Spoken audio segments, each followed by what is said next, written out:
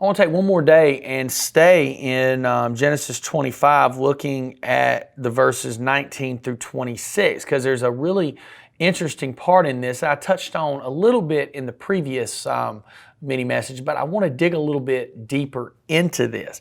And this speaks about the choice that God made. He says, one nation will be stronger than the other, and your older son will serve your younger son. So that's very interesting here. God deemed this. This is some of God's sovereignty here.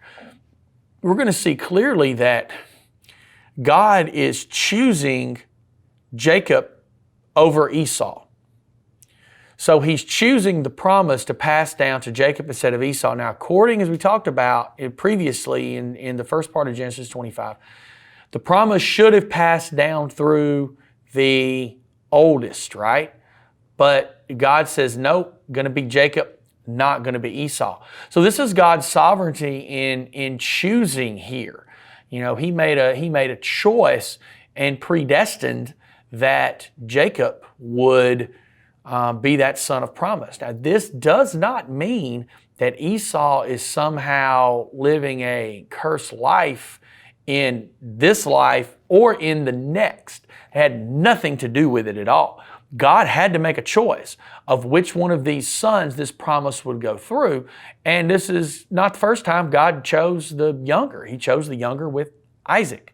He will choose the younger with David. He'll choose the younger with Solomon. And there's other examples throughout Scripture of him doing this. So here God makes this choice. And we have to understand that God decided this. And it's not arbitrary. God had a purpose behind it.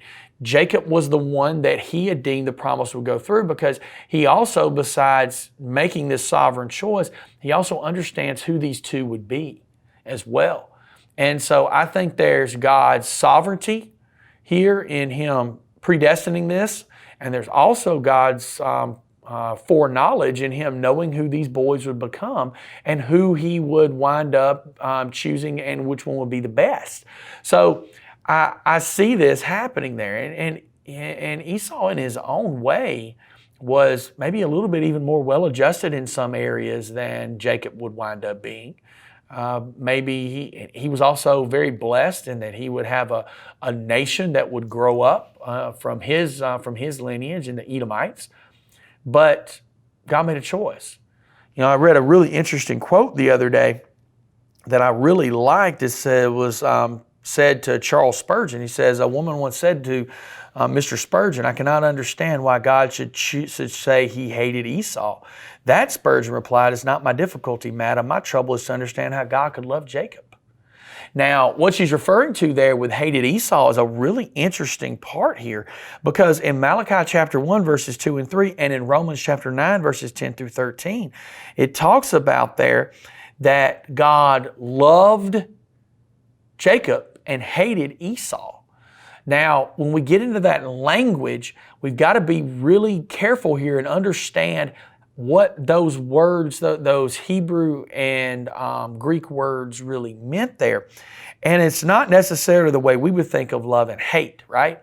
Well, you know, somebody hates somebody else, you know, in that, you know, I hope they die.